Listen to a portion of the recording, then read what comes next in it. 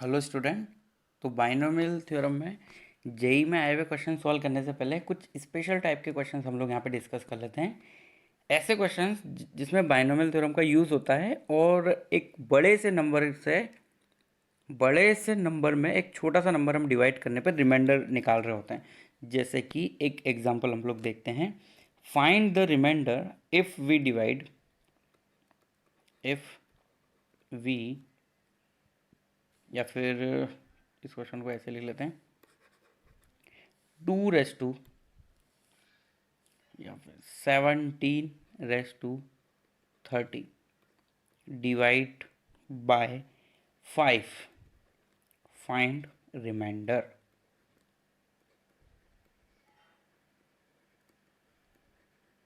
अब देखो, ये जो क्वेश्चन है इसके अंदर जो 17 रेस टू 30 है उसको कैलकुलेटर से भी कैलकुलेट नहीं किया जा सकता। It is very very very big number. Okay, तो कैलकुलेट तो करना नहीं है, बट स्टिल हम लोगों को 5 से डिवाइड करके इसका रिमाइंडर निकालना है। तो देखो इस तरह के क्वेश्चन को कैसे सॉल्व करते हैं, कैसे हैंडल करते हैं, है ना।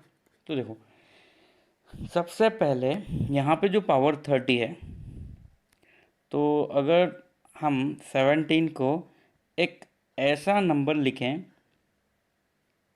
मतलब 17 को दो नंबर को हमें ब्रेक करना है जिसमें से एक नंबर 5 से डिविजिबल होना चाहिए।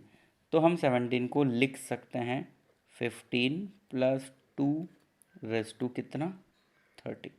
जिससे हमें डिवाइड करना होता है ना, उसको हम उसी का मल्टीपल वाला नंबर यहाँ पे लेते हैं। जैसे हमें क्या करना था, 17 की पावर 30 को 5 से डिवाइड करना था। तो जो 17 है ना, उसको हम दो ऐसे नंबर में पार्ट पार्ट कर देंगे जिसमें एक नंबर ऐसा होगा जो 5 से डिविजिबल होगा। जैसे यहाँ पे 15 है, तो अभी मैंने क्या लिख दिया, 17 की पावर 30 को 15 प्लस 2 की पावर 30। ठीक है। अब देखो, क्योंकि 15 में 5 का जो है डिवाइड हो जाएगा, इसलिए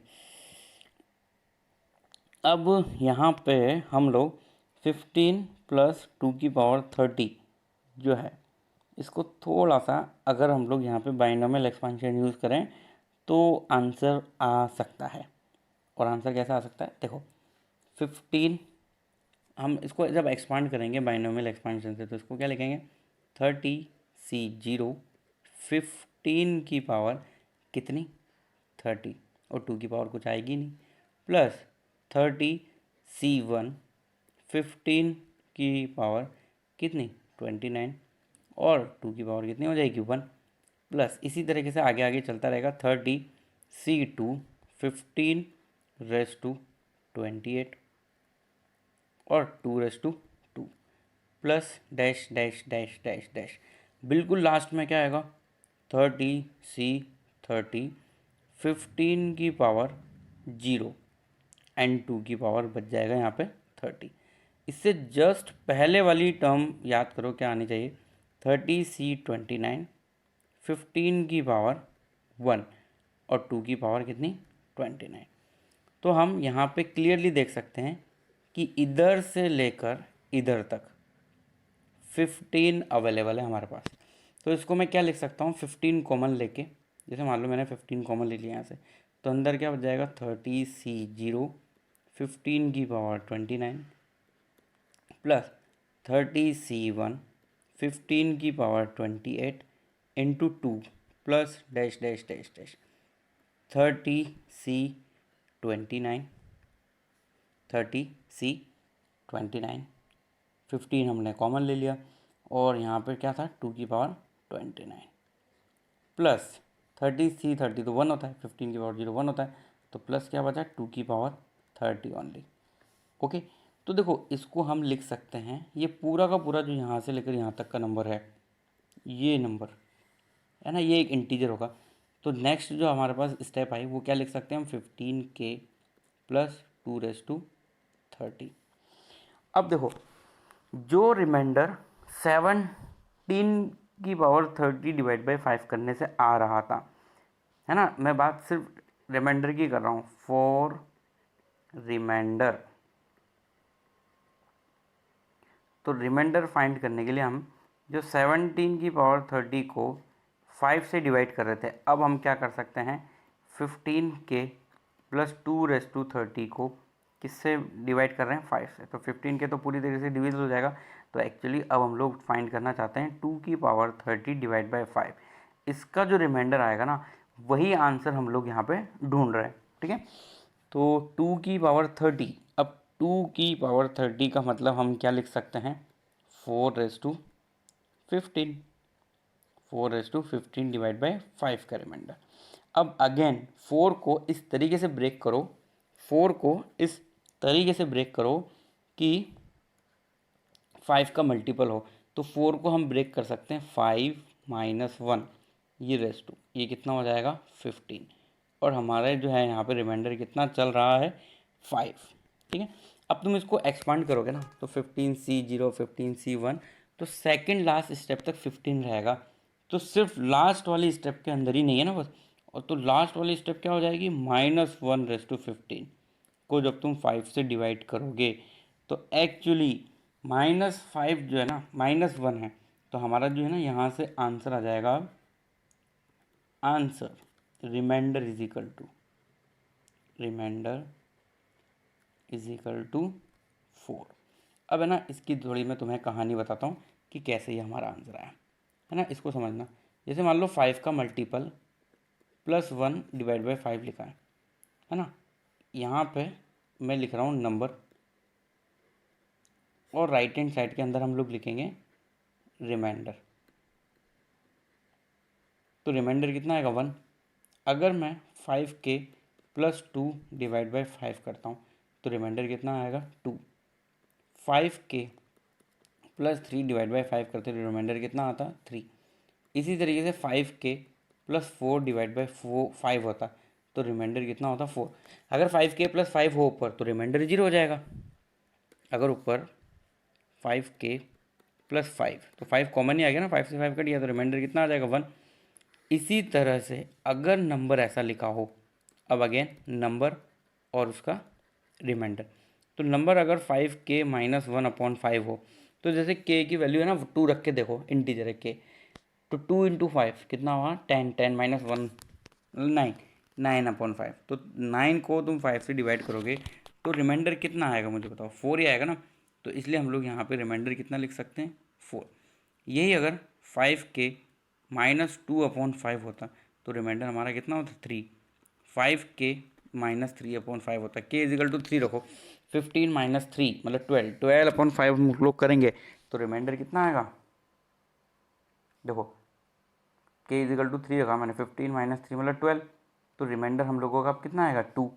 इसी तरीके से 5k - 4/5 हो तो रिमाइंडर हमारा कितना रहेगा 1, और -5 हो जाएगा तो रिमाइंडर कितना हो जाएगा 0। क्लियर, तो ये हम लोगों को बात समझनी। अभी सिर्फ 5 का ही ठेका नहीं ले रखा, मान लो हमें 2k + 1 है डिवाइड बाई 2 है, तो इसका रिमाइंडर कितना आएगा 1। अगर -1 होता तो 1 रिमाइंडर आता। ठीक है, इस तरीके से हम लोगों को बात को समझना है। अब इसी तरीके से एक और हम लोग एग्जांपल सॉल्व करते हैं। तो ये तो हम लोगों ने कर लिया, 17⁻30 को हम 5 से डिवाइड कर रहे थे, तो एक्चुअली हमारा रिमाइंडर कितना आया -1। ठीक है, इसको देखो एक और तरीके से भी सॉल्व किया जा सकता था कि मैंने क्या बोला 15 को ऐसे दो नंबर में ब्रेक करो जो 5 का मल्टीपल हो, है ना, तो क्या था हमारा 17 की पावर एक्चुअली नंबर था 30। ठीक है, तो 17 का स्क्वायर कितना होता है 289, 289। अब स्क्वायर मतलब मैंने 2 नीचे निकाल लिया तो ऊपर कितना रह गया बस 15 रह गया। अब 289 को 5 के मल्टीपल में लिख सकते हैं हम, 290 - 1 = 15। ठीक है, तो एक्चुअली लास्ट में हम सभी जगह से जो है 290 कॉमन ले लेंगे, तो लास्ट में हमारे पास बचेगा -1⁻15, जो कि हमें वैल्यू कितनी देता है -1। तो -1 को अगर हम 5 से डिवाइड करते तो रिमाइंडर हम लोगों का आता, रिमाइंडर = 5 - 1 = 4। ठीक है, चलो नेक्स्ट एक और क्वेश्चन ट्राई करते हैं। 2⁻2002 को अगर हम डिवाइड करते हैं, divide by 17, find reminder.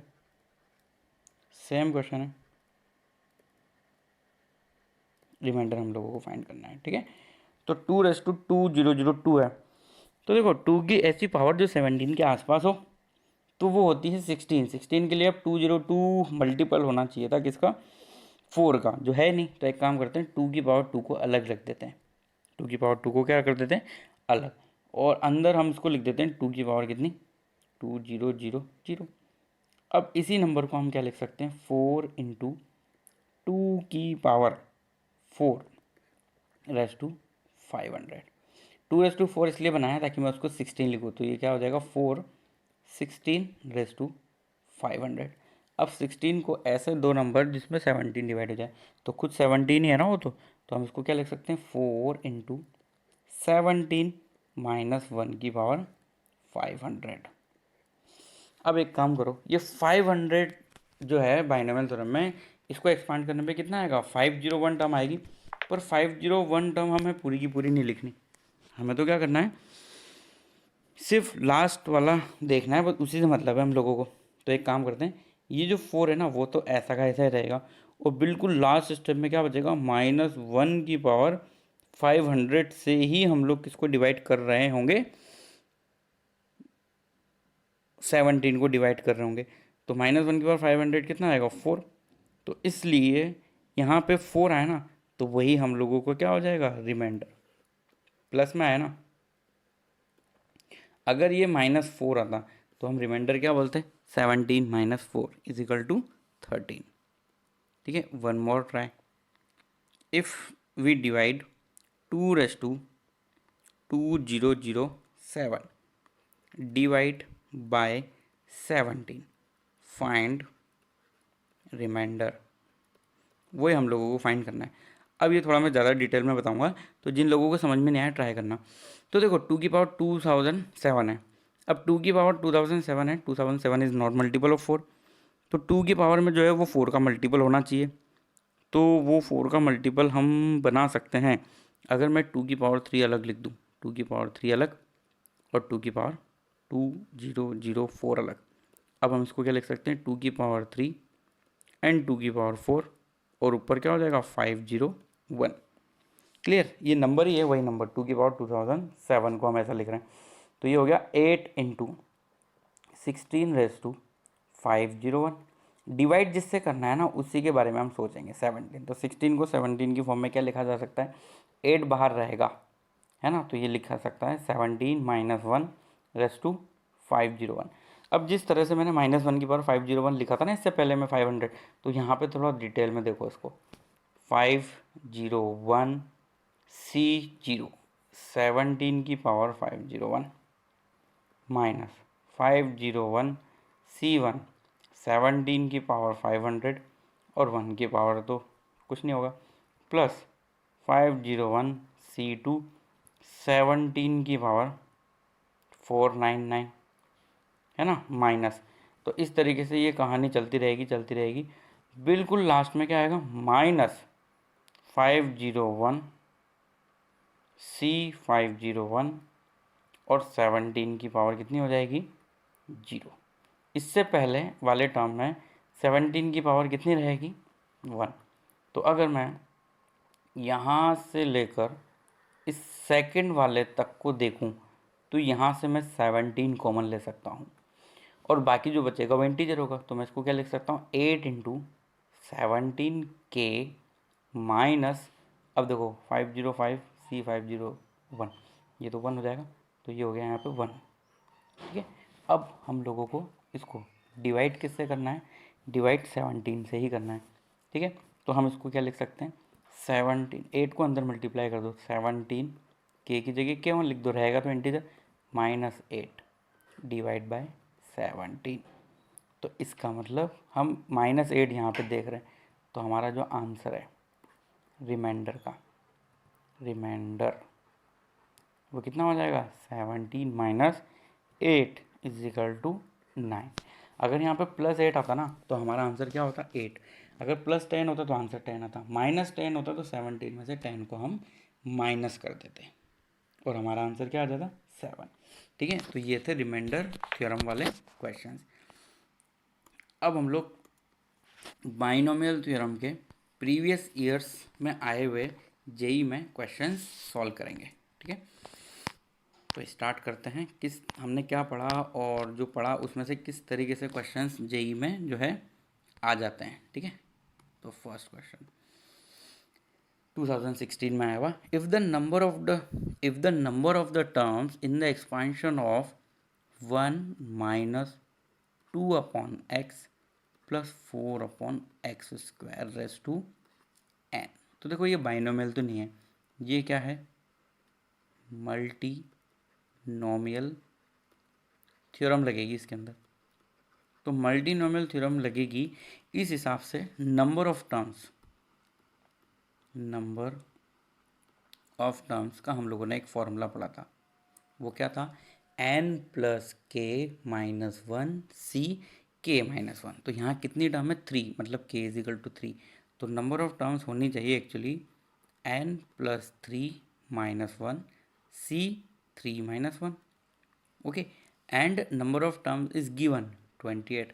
Then the sum of the coefficient of all the terms in the expansion is, मतलब सबसे पहले हमें n निकालना है, उसके बाद x is equal to 1 put कर देना है इस दिए हुए एक्सप्रेशन में, तो सम ऑफ कोफिशिएंट आ जाएगा। ठीक है, तो ये हमें कितना दिया हुआ है, पहली बात 28। तो इस इक्वेशन को पहले हम सॉल्व कर लेते हैं। तो ये कितना हो गया, n plus 2c2 is equal to 28, मतलब n plus 2 n plus 1 divide by 2 into 1 is equal to 28। Okay, अब हम इसको लिख सकते हैं n plus 2 and n plus 1 is equal to 28 into 2, 28 into 2, तो ये हो जाएगा 56। अब 56 को दो नंबर में मल्टीप्लाई करके लिखो, दो ऐसे नंबर जो कॉन्जिगेटिव हो और उनका मल्टीप्लिकेशन क्या हो, 56। देखो देखो यहाँ पे क्या लिखा है, n+2 और n+1, ये दोनों कॉन्जिगेटिव है ना। एक तरीका तो क्वाड्रेटिक इक्वेशन बना लो, और एक ऐसा लिख सकते हैं हम n+2 into n+1 is equal to 56 को 7 इंटू 7 होता है 49, 7 इंटू 8 लिख सकते हैं हम इसको। तो मैं इसको लिख देता हूँ 8 इंटू 7। अब तुम कंपेरिजन करके यहाँ से मुझे n की वैल्यू बता सकते हो। तो n इज इक्वल टू कितना हो जाएगा, 6। ये देखो 6 यहाँ पे रखो कि कितना हो गया, 7। 6 यहाँ पे रखेंगे तो कितना हो जाएगा, 8। 8 इंटू 7 56 होता है। तो n की वैल्यू हमारी आ गई 6। Now we can calculate sum of coefficient. Sum of मतलब टू कैलकुलेट, और for sum of coefficient, sum of coefficient के लिए हम x को क्या रख सकते हैं, 1। तो हमारा आंसर कितना हो जाएगा, 1 minus 1 upon 2/1 plus 4/1 raise to n, और n हम कैलकुलेट कर चुके हैं, वो 6 है।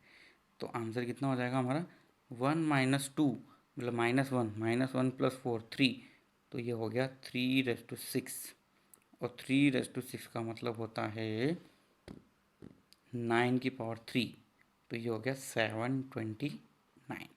729 is the sum of all the coefficient which in the option B. ठीक है, नेक्स्ट क्वेश्चन ट्राई करते हैं हम। The sum of coefficient of integral power of x in the binomial expansion of 1 minus 2 under root x raise to 50। ठीक है, तो हम लोगों को निकालना है sum of all the coefficient. Sum of all the coefficient होता ना तो हम x इजिकल टू 1 रख देते, बट यहाँ पे sum of coefficient of integral power निकालना है हम लोगों को। ठीक है, तो एक काम करते हैं, यहाँ पे हम दो तरह के एक्सपेंशन लिखते हैं, एक तो लिखते हैं प्लस वाला और एक लिखते हैं हम लोग माइनस वाला एक्सपेंशन। ठीक है, दोनों हम लोग यहाँ पे लिखते हैं। तो देखो 1 minus 2 under root x raise to कितना था ये, 50। अगर हम इसका एक्सपेंशन लिखना चाहेंगे तो क्या क्या होगा, देखो 50c0, 1 की पावर तो कोई से मतलब ही नहीं है। फिर आगे 50, तो ये हमारा हो जाएगा 50c1। फिर यहाँ पे हम लोगों को एक माइनस लगाना पड़ेगा ना अब, क्योंकि माइनस है तो अल्टरनेटिव प्लस माइनस हो जाएगा। तो minus 50c1 two under root x की पावर 1 और 1 की पावर कुछ भी हो, plus 50c2 two under root x का पावर 2, ठीक है। फिर minus 50c3 two under root x की पावर 3, फिर प्लस ऐसे ये आगे जाता रहेगा। लास्ट टर्म क्या हो जाएगी, 50c50 1 की पावर कितनी, मतलब 2 अंडर रूट एक्स की पावर 50 हो जाएगी ना लास्ट में। तो हम लास्ट टर्म लिख सकते हैं यहाँ पे 50c50 two under root x की पावर भी कितनी, 50। चलो अब साथ में प्लस वाला भी लिखो, 1 plus 2 under root x raise to 50। अगर हम प्लस वाला भी यहाँ पे लिख देते हैं तो ये कितना हो जाएगा, 50c0। अब तो सब प्लस ही चलेगा, plus 50c1 two under root x plus 50c2 two under root x का होल स्क्वायर प्लस प्लस सब कुछ plus 50c50 two under root x की पावर 50। अब तुम सोच रहे होंगे दो इक्वेशन हमने क्यों लिखी। अब है ना, हम क्या करने वाले हैं, इन इक्वेशंस को ऐड करने वाले हैं इस बार, ताकि ऑटोमेटिकली हमारे पास वही टर्म्स बचे जिसमें x की जो न्यूमेरिकल पावर रहे। तो इक्वेशन फर्स्ट और सेकंड को ऐड करने से हमें लेफ्ट हैंड साइड में क्या मिलेगा, 1 माइनस 2 अंडर रूट एक्स की power 50 plus 1 plus 2 under root x raise to 50 is equal to, अब देखो 2 कॉमन आ जाएगा और बहुत सारी टर्म एक साथ मतलब कट होती जाएगी ऐड करने पे, जैसे कि ये दोनों कट हो जाएगी, है ना। उसके आगे फिर ये कट हो जाएगा, ऐसे कट होता चला जाएगा। सेकंड लास्ट भी कट होगा, तो बचेगा जो ऊपर भी और नीचे भी, तो 2 बार होगा ना। तो 2 बार क्या आएगा, 50c0। अगला 50c2 2 का स्क्वायर x प्लस 50c4 2 की पावर कितनी रहेगी आगे की तरफ, 2 की पावर 4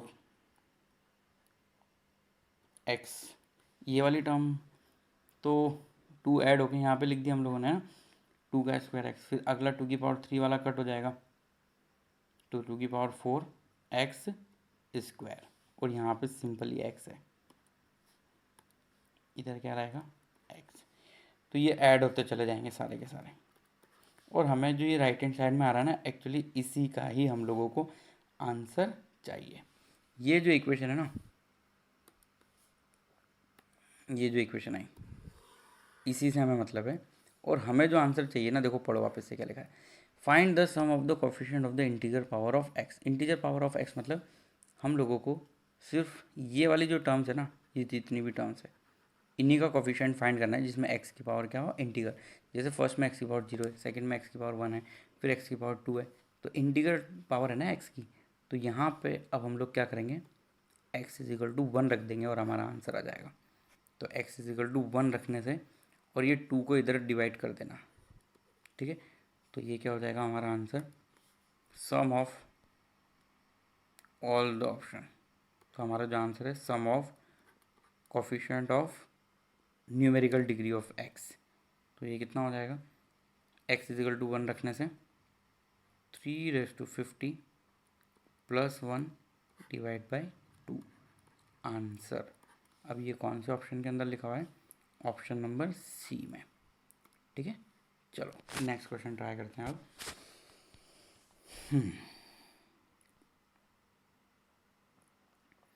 यहाँ पे हमें बताया हुआ है JEE 2014 का क्वेश्चन है ये, if the coefficient of x की पावर 3 and x की power 4 in the expansion of 1 plus ax plus bx square into 1 minus 2x की power 18 in the power of x are both 0, if the coefficient of x की power 3 and x की power 4 in power of x both are zero, then A comma B is equal to, मतलब हमें ए की और B की value यहाँ पे calculate करनी है। तो ये जो कोफिशिएंट है ना, मतलब ये जो है ये हम लोगों को लिखना पड़ेगा। यहाँ पे क्या है, 1 plus a x plus b x square है, और बाहर की तरफ दिया हुआ है 1 माइनस 2x की पावर 18। तो ये जो 1 माइनस 2x की पावर 18 है ना, इसको थोड़ा सा एक्सपांशन करना पड़ेगा हम लोगों को। 1 plus a x plus b x square into, अब ये एक्सपांशन करते हैं चलो, तो ये कितना आएगा 18c0, okay, minus 18c1 2x, वो मैं माइनस बाहर लिखता जा रहा हूँ। जब भी बाइनोमियल में बीच में माइनस होता है तो अल्टरनेटिव प्लस माइनस आएगा, पहले प्लस फिर माइनस, इस तरीके से गाड़ी चलेगी। प्लस 18c2, अब 2x की पावर क्या लिखनी पड़ेगी इस बार हम लोगों को 2, तो x की पावर 4 और 3 की बात हो रही है ना, तो x की पावर 4 तक जाना पड़ेगा हम लोगों को। तो अगला क्या होगा, माइनस 18c3 2x की पावर 3 प्लस 18c4 2x की पावर 4। अब आगे और भी आएंगे पर हमें उसकी ज़रूरत नहीं है। अब हम लोग कॉफिशिएंट लिखेंगे हमें जो जो चाहिए यहाँ पे। तो देखो इसको देख के हम लोग लिख सकते हैं यहाँ से coefficient of x cube and coefficient of, देखो सबसे पहले हम लोग लिखते हैं कॉफिशिएंट ऑफ एक्स क्यूब। तो एक्स क्यूब का कॉफिशिएंट के लिए 1 किससे मल्टीप्लाई हो, एक्स की पावर 3 ढूंढो यहाँ से, ये मिल गया यहाँ पे। इसी तरह से x किससे मल्टीप्लाई हो कि x की पावर 3 बने, ये यहाँ। और ये एक्स स्क्वायर किससे मल्टीप्लाई होना चाहिए, तो एक्स स्क्वायर मल्टीप्लाई होना चाहिए इससे, तो x की पावर 3 बनेगा। तो हम x की पावर 3 का कोफिशिएंट सक्सेसफुली यहाँ पे ढूंढ पा रहे हैं। और x की पावर 3 का कोफिशिएंट क्या हो जा रहा है हमारा 18c3 माइनस 2 की पावर 3 प्लस a इंटू -2 की पावर 2, माइनस लेना है हम लोगों को, into 18c2 plus b into -2 into 18c1। ठीक है, ये हो गया हम लोगों का कॉफिशिएंट ऑफ एक्स क्यूब। अब इसी तरीके से हम लोग निकालने वाले हैं कॉफिशिएंट ऑफ एक्स की पावर 4। तो एक्स की पावर 4 कॉफिशिएंट के लिए 1, ये 1 किससे मल्टीप्लाई होना चाहिए, एक्स की पावर 4 वाले कॉफिशिएंट के साथ, 18c4 वाले के साथ। अब यहाँ पे वापस से हम क्वेश्चन पढ़ते हैं। If the coefficient of x की पावर 3 एंड एक्स की power 4 in the power of x are both zero, मतलब एक्स की पावर 3 का कॉफिशिएंट भी जीरो है और एक्स की पावर 4 का कॉफिशिएंट भी क्या है, जीरो है। तो हमें वैल्यू बतानी है ए और बी की। ठीक है, अब एक्स की पावर 4 का कोफिशिएंट यहाँ से निकाल सकते हैं हम लोग। एक्स की पावर 4 का कोफिशिएंट क्या होगा, पहले ये इससे मल्टीप्लाई होगा 1, एक्स की पावर 4 ये रहा, तो ये हो जाएगा 18c4 2 की पावर 4। फिर अगला ये ए एक्स, ये किससे मल्टीप्लाई हो, ये वाली टर्म के साथ, तो ये कितना आ जाएगा माइनस ए इंटू 18c3 2 की पावर 3। अब बी एक्स स्क्वायर किससे मल्टीप्लाई एक्स की पावर 4 के लिए, इससे, तो ये देगा हम लोगों को प्लस बी इंटू 2 की पावर 2 18c2। अब हम लोगों को ऐसा दिया हुआ है कि एक्स की पावर 3 के कोफिशिएंट भी जीरो है और एक्स की पावर 4 का कोफिशिएंट भी जीरो है। Equation number 1, equation number 2। अब हम इक्वेशन नंबर फर्स्ट को सॉल्व करते हैं, इक्वेशन नंबर फर्स्ट को। तो इक्वेशन नंबर फर्स्ट को थोड़ा सॉल्व किया जाए भाई, क्या क्या यहाँ पे पॉसिबिलिटी है। तो -18c3 का मतलब कितना हो जाएगा, 18 into 17 into 16 divide by 3 into 2 और -2 की पावर कितना था वो 3, मतलब ये हो जाएगा 8।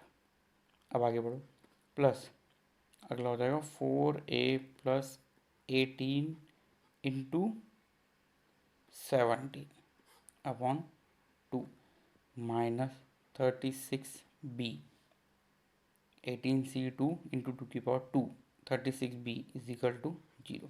अब इस इक्वेशन को सॉल्व करेंगे ना, तो इस इक्वेशन को सॉल्व करने पे ए और बी में रिलेशन आएगा हमारा 51a minus 3b is equal to 544।